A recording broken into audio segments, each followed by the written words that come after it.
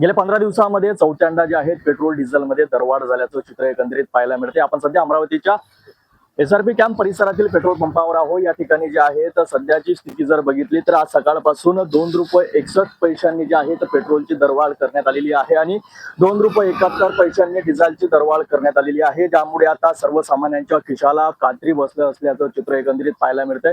अमरावतीमध्ये जर सध्याचं चित्र पाहिलं तर मोठ्या प्रमाणात नागरिक जे आहेत आपल्या पेट्रोल डिझेल भरविण्याकरिता पेट्रोल पंपांवर गर्दी करत आहेत।